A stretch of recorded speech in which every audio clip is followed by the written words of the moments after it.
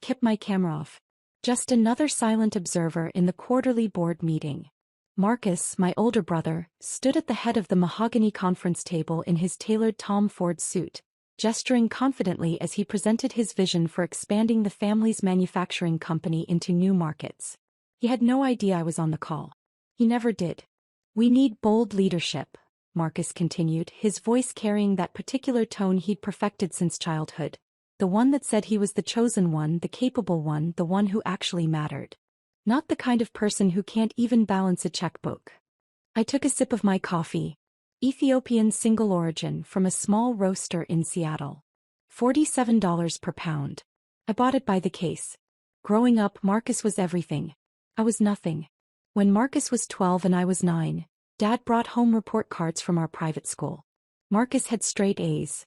I had A's and 1 B+ in math. "This is what excellence looks like," Dad said, holding up Marcus's report card at dinner. He put mine face down on the table. "Tegan, you need to work harder. Your brother never disappoints us." Mom nodded, cutting into her chicken. "Marcus is just naturally gifted. Some people have it, some don't." I was 9 years old. When Marcus was 16, Dad bought him a BMW 3 Series for his birthday. Midnight blue, leather interior, the works. The whole family went to the dealership to watch him get the keys. When I turned 16, Mom handed me a Metro card at breakfast. "You'll need this for school," she said. "The bus is very reliable." Marcus laughed from across the table. "Maybe when you prove you're responsible, Dad will consider it." I never got a car. When Marcus was 21, Dad invested $850,000 into his tech startup idea. Marcus had barely finished his business degree, but Dad called him a natural entrepreneur and the future of this family. When I was 21 and asked for $5,000 to invest in a certification program for supply chain management, Dad looked at me like I'd asked for a kidney. "Tegan, you need to be realistic about your capabilities," he said. "Not everyone is cut out for business. Maybe focus on finding a stable job with benefits." I worked 3 jobs that year. Paid for the certification myself. Finished top of my class. Nobody in my family came to the graduation. The worst part wasn't the money or the cars or the opportunities. It was the casual cruelty. The constant comparisons. The way they talked about me when I was right there in the room as if I couldn't hear them. At 23, Marcus's startup failed.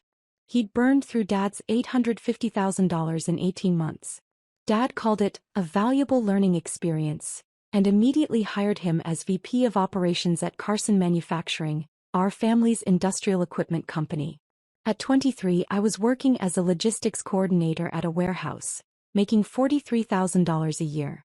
"At least you have a job," Mom said when I mentioned I was considering night school for my MBA. "Not everyone needs to be ambitious. Someone has to do the regular work." That was 7 years ago. What my family didn't know, what they'd never bothered to ask about, was what happened after those warehouse shifts ended. I didn't go home and watch Netflix. I didn't go out drinking with friends. I went to a studio apartment I'd rented under an LLC and I worked. That logistics coordinator job taught me something the MBA never would have. I could see inefficiencies everywhere. Supply chain bottlenecks, routing problems, inventory waste. And I was really good at fixing them. At 24, I started consulting on the side. Small stuff. A local restaurant needed help managing their food supply vendors. I charged $500 and saved them $3,200 a month. They told their friends. By 25, I had 12 clients. All small businesses. All paying between $800 and $2,000 a month for supply chain optimization. I was making more from consulting than my day job, but I kept the warehouse position. It was my cover. At 26, a mid-sized manufacturing company hired me to audit their entire operation. I found $1.7 million in annual waste. They paid me $95,000 for 3 months of work and asked if I wanted to join full-time. I said no. I had a better idea. I incorporated Meridian Supply Solutions. Just me working from that studio apartment, taking contracts from companies who needed their operations fixed.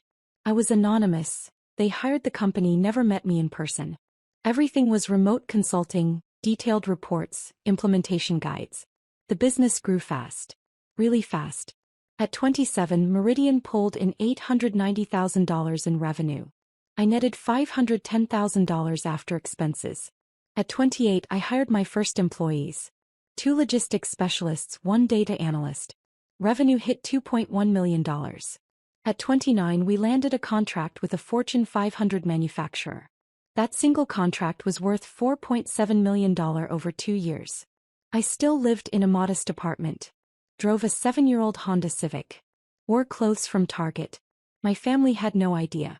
At 30, Meridian Supply Solutions was valued at $67 million. We had 43 employees. We'd optimized supply chains for 18 major corporations. I own 100% of it. But I was just getting started. 6 months ago, something interesting crossed my desk. Carson Manufacturing, my family's company, the one Marcus ran as VP of Operations, the one Dad had built over 30 years, was struggling.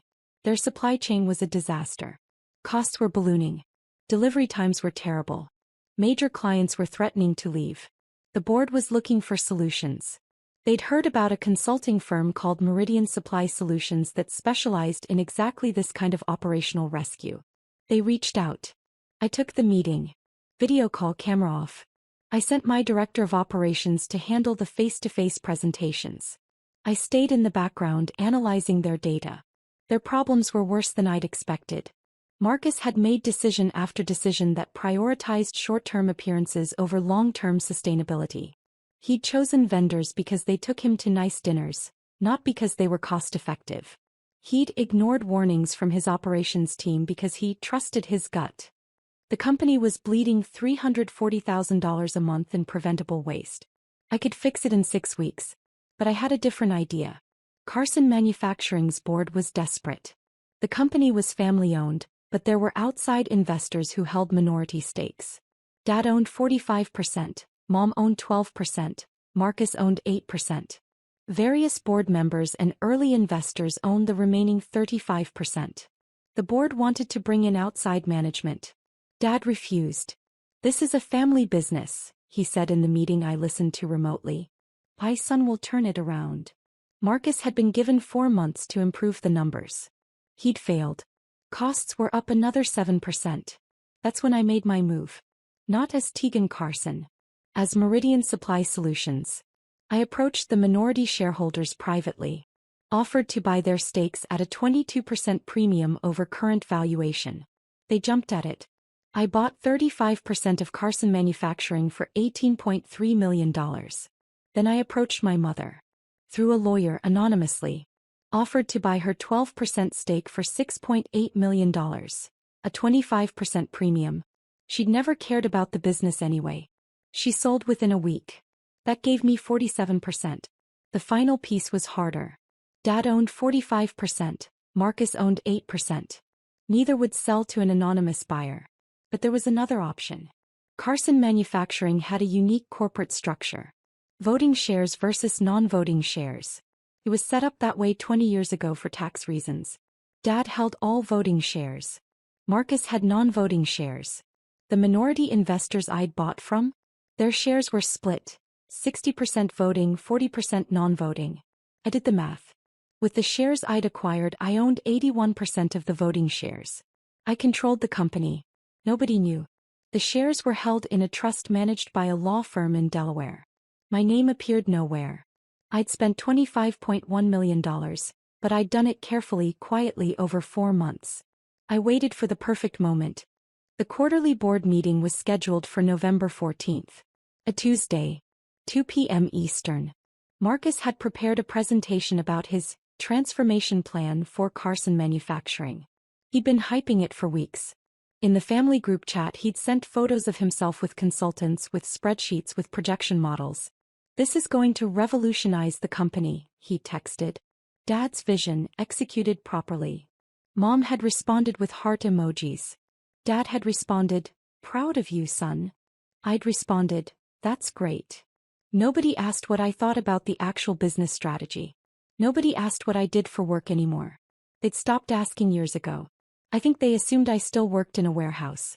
At Thanksgiving the year before, Uncle Richard had asked me how my little job was going. "It's fine," I'd said. "Still doing the shipping thing?" he'd asked. Something like that. Marcus had laughed. Tegan's not really a career person, Uncle Richard. She's happy where she is. I'd smiled. I am happy. That was the truth. I was very happy. The day before the board meeting, I called Marcus. It was the first time we'd spoken directly in 3 months. Hey, I said. I saw you're presenting tomorrow. The quarterly meeting. Yeah, he said. I could hear the pride in his voice. Big day. Going to show the board what real leadership looks like. I'm sure you'll do great. Thanks. Hey, you should come by for dinner sometime.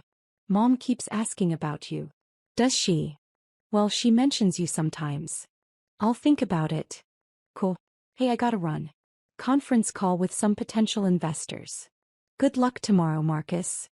Thanks, sis. He hung up. I looked at the documents on my desk. Transfer papers. Corporate governance filings. Legal briefs prepared by 3 different law firms. Tomorrow was going to be very interesting. I dialed into the board meeting at 1:55 p.m. Camera off, microphone muted. Just another anonymous observer. The system showed me as M. Solutions Observer. The conference room came into view. 12 board members around the table. Dad at one end looking older than I remembered. Gray at the temples now, deep lines around his eyes. He'd aged a lot in the past year. Marcus stood at the other end, a clicker in his hand, his presentation already loaded on the screen. He looked confident. He always looked confident. The meeting began with standard business. Financial reports. Operational updates. The numbers were bad. Revenue down 11% year-over-year. 3 major clients had left. Operating costs were up 23%. Marcus waited for his moment. Now, the board chairman said, we'll hear from Marcus Carson about his operational transformation plan. Marcus smiled. Thank you. What I'm about to present is going to secure this company's future for the next decade. He clicked to the first slide. Bold letters, Carson Manufacturing, a new vision. I took notes. Professional habit. Marcus walked through his plan. Consolidate vendors. Renegotiate contracts. Implement lean manufacturing principles he'd clearly just learned about. The buzzwords were impressive. The substance was thin. But the board nodded along. These were business people who wanted to believe. Who needed to believe. The key, Marcus said, clicking to a slide showing projected savings, is decisive leadership. Not committees. Not consultants. Not people who overthink every decision. A few board members glanced at each other. My father built this company on gut instinct and bold choices, Marcus continued. That's what I'm bringing back. No more analysis paralysis. No more hesitation. He clicked to the next slide. Estimated annual savings, $8.7 million. I almost laughed. The number was fiction. Pure fantasy based on assumptions that would never hold in reality. These savings, Marcus said, come from cutting unnecessary overhead. Streamlining decision-making. Eliminating redundancy. Eliminating what redundancy? One board member asked. Middle management bloat. Unnecessary consultants. People who don't add value. Can you be more specific? Marcus smiled. I can, but I want to address something first. He set down his clicker. There's been some concern about my qualifications. About whether I have the experience to lead this transformation. The room shifted. Several board members looked uncomfortable. I want to address that directly, Marcus said. I've spent 8 years in this company. I know every inch of our operations. I know our vendors, our clients, our processes. What I don't have is some fancy consulting background or a wall of certifications from people who've never actually run a business. He was on a roll now. The confident, dismissive Marcus I'd known my whole life. The board has discussed bringing in outside consultants, he continued. Specifically, there's been talk about this firm, Meridian Supply Solutions. Some of you have been very impressed with their pitch. He clicked to a new slide. It showed Meridian's logo and our tagline, Operational Excellence Through Data-Driven Solutions. My heart rate didn't change. I'd expected this. Here's what I know about Meridian, Marcus said. They're expensive. They're slow. They come in, analyze everything to death and present reports that look impressive but don't actually change anything. I've seen it a dozen times. The board chairman cleared his throat. Marcus, we've reviewed their proposal. It's quite comprehensive. I'm sure it is. But here's the thing. Marcus leaned forward on the table. Do we want to pay outsiders millions of dollars to tell us what we already know? Or do we want someone who actually cares about this company to fix it? Several board members nodded. My father didn't build Carson Manufacturing by hiring consultants, Marcus said. He built it by trusting his judgment, by taking risks, by being bold. That's what this company needs now. Not some anonymous firm that'll study us for 6 months and then leave. He clicked to his final slide. Carson Manufacturing, family leadership for a strong future. I'm asking this board, Marcus said, to trust me. Give me 6 months. If I don't deliver these numbers, I'll step down. But I know I can do this. This company is in my blood. Dad was smiling. Proud. The board chairman looked around the table. Any questions for Marcus? A woman I recognized as the CFO raised her hand. What about the supply chain issues? 3 vendors have threatened to terminate contracts because of payment delays. Marcus waved his hand. That's just posturing. They need us more than we need them. I'll handle it. And the client losses? Another board member asked. Clients leave sometimes, Marcus said. That's business. We'll replace them. With what pipeline? I have relationships. Trust me. The room was silent for a moment. Then Marcus said something I'd been waiting for. Look, I know some people in this company don't think I'm qualified. My own sister couldn't manage a coffee shop, and even she probably thinks she could do better. A few uncomfortable laughs. But the difference is, Marcus continued, I'm actually here. I'm doing the work. I'm not some armchair quarterback with opinions and no experience. My sister, she's a sweet person, but she's financially illiterate. She doesn't understand business. She never has. I unmuted my microphone. Interesting perspective, I said. The room froze. Who? Marcus looked around, confused. Who said that? This is Solutions, I said. Observer line. This is a closed meeting, Marcus said. Board members only. The corporate lawyer, a man named Edmund Peters, cleared his throat. He looked uncomfortable. Very uncomfortable. Actually, Edmund said, Solutions has observer rights as of 3 weeks ago. What? Marcus looked at his father. Dad shrugged. It's standard, Edmund said. New significant shareholders are granted observer status in the corporate bylaws. How significant? Marcus asked. Edmund didn't answer. How significant? Marcus repeated. That's not. We don't typically disclose. I'd like to know who I'm dealing with, Marcus said. His confident tone was cracking slightly. I decided to help. My name is Tegan Carson, I said. And I own 81% of the voting shares of this company. The room went dead silent. Marcus's face went from confident to confused to pale in about 3 seconds. He started. That's not possible. Edmund, I said, please distribute the documentation. The lawyer opened his briefcase with shaking hands. He pulled out a stack of folders and began passing them around the table. What is this? Dad grabbed one, flipping it open. Share transfer documentation, Edmund said quietly. All legally executed over the past 4 months. Meridian Supply Solutions established a trust specifically to acquire Carson Manufacturing shares. The beneficial owner of that trust is Miss Tegan Carson. Marcus grabbed a folder from the person next to him. His hands were shaking. You bought. He couldn't finish the sentence. I bought shares from the minority investors, I said calmly. I bought Mom's shares.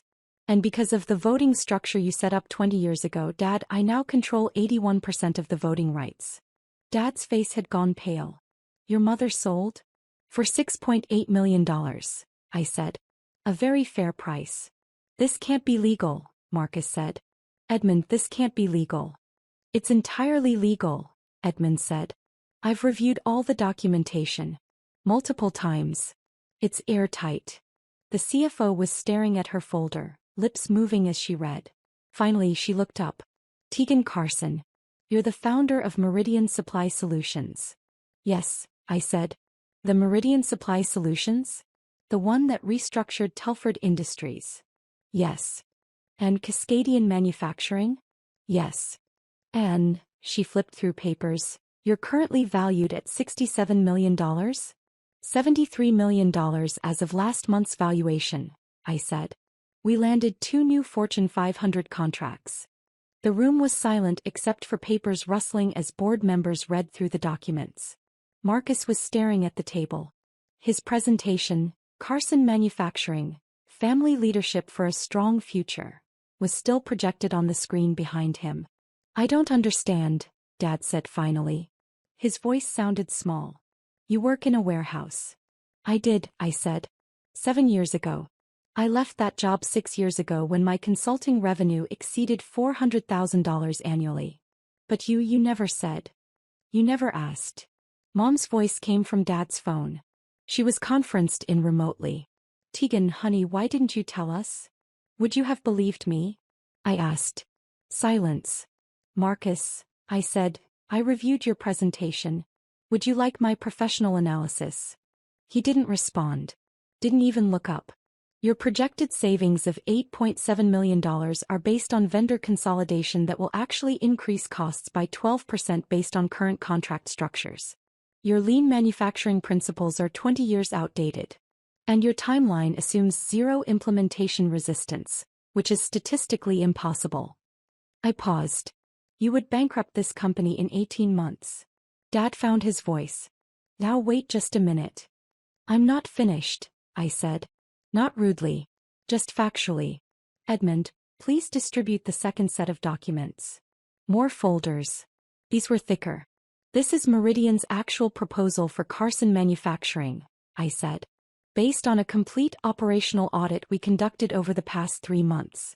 We identified $11.2 million in annual savings with 94% confidence based on comparable restructures. Implementation timeline is 14 weeks. Success metrics are defined and measurable. The CFO was speed reading. This is incredibly detailed. Page 43, I said. That's where we address the vendor payment delays Marcus mentioned. The issue isn't posturing. It's a cash flow problem created by accounts payable restructuring that happened 8 months ago. Marcus's initiative. Marcus's head snapped up. That was to improve efficiency. It added 17 days to payment processing and violated early payment discount terms worth $340,000 annually. Page 44. The CFO found the page. Her eyes widened. Oh my God. The client losses, I continued. Page 61. All 3 were direct results of delivery delays caused by the vendor consolidation Marcus initiated last year. We have the email chains. Board members were flipping through pages frantically. Everything Marcus proposed today, I said, would accelerate the problems he's already created. Everything in Meridian's proposal solves them. Edmund cleared his throat. Ms. Carson, as majority shareholder, you have the right to call for a vote on company leadership at any time. I know, I said. I'm calling that vote now. Wait, Marcus said. Wait, just wait. Motion to remove Marcus Carson as VP of Operations, I said. Effective immediately. Second, the CFO said instantly. All in favor? Edmund asked. 8 hands went up. Only Dad and 1 other board member, Dad's old college friend, kept their hands down. Motion passes, Edmund said quietly. Marcus's face crumbled. He looked at Dad. Dad. Motion to appoint Meridian Supply Solutions as operational consultants, I continued, with full implementation authority. Contract terms as outlined in the proposal. Duration 14 weeks with option to extend. Second, the CFO said again. All in favor? 9 hands this time. Only Dad abstained. Motion passes. The room was silent. Finally, I said, motion to restructure executive leadership. I'm recommending we hire a professional CEO with manufacturing experience. Dad remains as chairman emeritus with advisory capacity but no operational authority. Dad stood up. Tegan, please. All in favor? 10 hands went up. Even Dad's college friend. Motion passes, Edmund said. I took a breath. The board meeting is adjourned. Meridian's transition team will arrive tomorrow morning at 8 a.m. Marcus, please prepare all operational documentation for transfer. Edmund will send you the details. I ended the call. My phone started ringing within 30 seconds. Dad. Then Marcus. Then Mom. Then Dad again. I didn't answer. Instead, I called my director of operations. The vote passed. All 3 motions. Send in the team tomorrow as planned. Congratulations, she said. You must feel amazing. Did I? I wasn't sure what I felt. I walked to my window. My apartment wasn't modest anymore. I'd moved 6 months ago. Penthouse in downtown Seattle. Floor-to-ceiling windows overlooking the sound. I'd bought it with cash. My phone buzzed. A text from Marcus, please call me. Then another, I'm sorry. I never knew. Please. Then Dad, we need to talk. Family meeting. Tonight. Then Mom, honey, I'm so confused. Please explain this to us. I turned my phone face down. There was a knock at my door. I wasn't expecting anyone. I checked the video doorbell. A woman stood there. Professional attire, briefcase. I didn't recognize her. I opened the door. Miss Carson? I'm Jennifer Walsh. I'm a reporter with Forbes. I'm working on a story about emerging business leaders in operational consulting. Your name came up. Would you have time for an interview? I smiled. How did you get my address? I'm very good at my job. Fair enough. Give me your card, I said. I'll have my assistant reach out. He handed me a card. The story is about people who built empires quietly. Behind the scenes. I think you'd be perfect for it. I'll think about it. She nodded and left. I closed the door. My phone was ringing again. Dad. I answered this time. Tegan, he said. His voice was rough. Please. Come to the house. Let's talk about this. What would you like to talk about? You should have told us. We could have helped. We could have helped. I couldn't keep the edge out of my voice. When exactly would you have helped? When I was 9 and you told me I disappointed you. When I was 16 and Marcus got a BMW and I got a bus pass. When I was 21 and you called me unrealistic. That was just, you were trying to keep me in my place, I said. And it worked. I stayed invisible. I stayed quiet. I built everything alone because I knew you'd never believe in me anyway. That's not fair. Marcus called me financially illiterate in front of your board today. Silence. You smiled, Dad. I saw you smile. I didn't know. You never know. You never asked. In 7 years, did you ever once ask me what I did for work? What I was working on? If I needed anything? You thought I was nobody. A failure. Someone to feel sorry for. No, Dad said, but his voice was weak. I need to go, I said. Meridian's team starts implementation tomorrow. I have to prepare. Keegan, please. You're my daughter. Yes, I said. I am. Remember that next time you're deciding which child disappoints you. I hung up. The implementation went perfectly. Meridian's team identified even more savings than projected. $13.1 million annually. We renegotiated vendor contracts, restructured the supply chain, implemented new inventory systems, and trained the entire operations staff. Carson Manufacturing's quarterly numbers came out today. Revenue up 8%. Operating costs down 31%. 2 major clients had returned. 3 new clients had signed. The board sent me a formal thank you letter and a bonus check for $980,000. I donated the check to a scholarship fund for women in supply chain management. Marcus sent me an email last week. Tegan, I know sorry isn't enough. I've been thinking a lot about how I treated you. How we all treated you. You deserved better. You deserved support. Instead, we gave you nothing but criticism. I'm starting therapy. I'm trying to understand why I needed to tear you down to feel good about myself. I don't expect forgiveness. But I wanted you to know I see it now. I see what we did to you. And I'm ashamed. Marcus. I read it 3 times. I didn't respond. Mom called yesterday. Your father wants to have dinner. All of us. To talk. I'm busy, I said. Tegan, we're family. Family is supposed to support each other, I said. Not compete. Not compare. Not dismiss. We made mistakes. You made choices, I corrected. Choices to believe Marcus over me. To invest in him and not me. to celebrate his mediocrity and criticize my excellence. Those weren't mistakes. Those were decisions you made every single day for 20 years. What do you want from us? Mom asked. Her voice cracked. Nothing, I said. I don't want anything from you. I built a life without you. I have people who believe in me, who support me, who ask about my work and celebrate my success. I don't need you to suddenly start caring now that it's impressive. We always cared. No, he didn't. But it's okay. I learned to care about myself. I meant it. Today I'm in my office at Meridian. Corner office, 20th floor, view of the water. My team is 47 people now. We just signed a contract with a major aerospace manufacturer. $8.7 million over 3 years. My assistant knocked on my door. Miss Carson? Your 2 p.m. is here. The mentorship program candidates. Right. I'd started a program 3 months ago. Full scholarships for women from low-income backgrounds who wanted to study supply chain management. We accepted 8 this year. Today they were touring the office. Send them in, I said. 8 women walked in. Ages ranging from 19 to 34. Different backgrounds, different stories, but the same hunger I'd had at their age. Welcome to Meridian, I said. I'm Tigen Carson. And I want to tell you something important. You belong here.